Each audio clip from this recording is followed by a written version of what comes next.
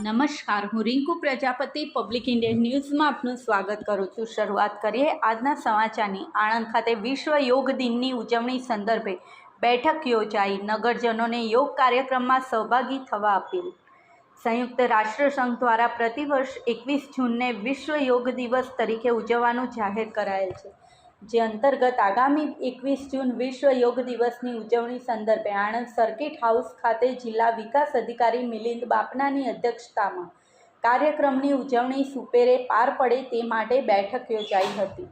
બેઠકમાં અધ્યક્ષ સ્થાનેથી જિલ્લા વિકાસ અધિકારીએ જિલ્લાના આઇકોનિક સ્થળ તથા તાલુકાના આઇકોનિક સ્થળની પસંદગી કરી ત્યાં વિશ્વ યોગ દિવસની ઉજવણી કરવામાં આવે તે સુનિશ્ચિત કરવા જણાવ્યું હતું।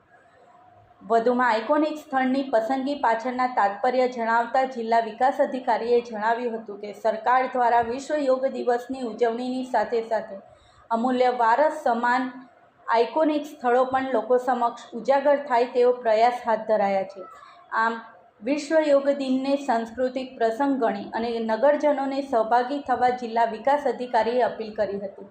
આ પ્રસંગે નિવાસી અધિક કલેક્ટર R.S. દેસાઈ, પ્રાંત અધિકારી જાની, જિલ્લા પ્રાથમિક શિક્ષણાધિકારી, તાલુકા વિકાસ અધિકારી, વિવિધ સંસ્થાના પ્રતિનિધિઓ, રમતગમત વિભાગ અને યોગ બોર્ડના કર્મીઓ હાજર રહ્યા હતા।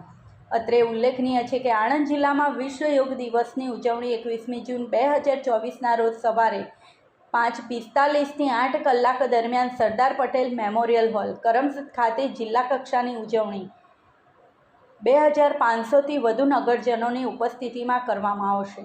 આ જ રીતે તાલુકા કક્ષાએ પણ આઇકોનિક સ્થળ પસંદ કરીને 500થી વધારે લોકોની ઉપસ્થિતિમાં ઉજવણી કરવામાં આવનાર છે।